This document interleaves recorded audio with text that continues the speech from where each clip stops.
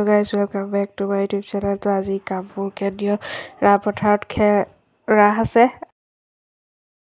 তো এই স্বৰাজ ভৱনৰ ফ্ৰণ্টত গ্ৰন্থমেলা মানে দুখনমান গাড়ী দোকান আহিছে আৰু এইবিলাক কিবা কিবি দোকান ইয়াত দেখিছে মানুহৰ ভিৰ আৰু পুৰা দোকান।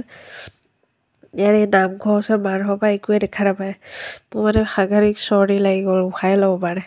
তো এক গোপীয়ে নাচা আৰম্ভ কৰি দিলে আৰু ডাঙৰ কৃষ্ণৰে আছিলে, আমি মানে দেৰিকৈ আহি পালোহি আৰু বাপৰে উশাহ ল'ব পৰা নাই। ঠাণ্ডাটো পৰিছে বাৰু, কিন্তু তথাপিও ইমান গৰম মানে ইমানো ঠাণ্ডা লগা নাই। তো এয়া গোপীয়ে নাচি আছে, একচুৱেলি এয়া ল'ৰা হয়, এয়া মতা গোপী যে কি ধুনীয়াকৈ নাচি আছে। একদম আৰম্ভ হৈছে আৰু ইয়াৰ পিছতহে বেছি ভাল লাগিব। তো চাই থাকিব গাইজ, এয়া আমাৰ কেন্দ্ৰীয় ৰাস।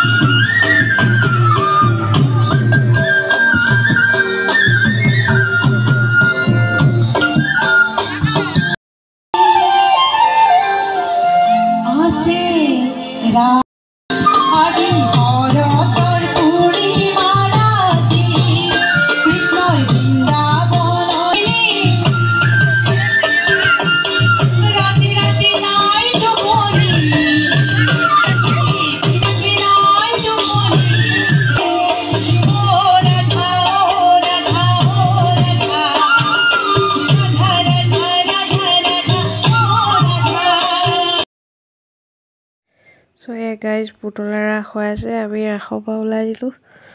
তো পুতলা ৰাস চাই কৰি ঘৰলৈ যাম আৰু এতিয়াও মানুহ বহুত আছে, এইবিলাক চব ল'ৰা মানুহ ধেৰ আছে। এয়া পুতলা ৰাস প্ৰত্যেক বছৰ হয় আমাৰ ৰাস পথাৰত। তো এয়া দেখিছে আপোনালোকে, এয়া গোপী মানে এতিয়া সৌকৃষ্ণ নাচি আছে। এয়া বৃন্দাবনত আজি পানী নাই বৃন্দাবনত।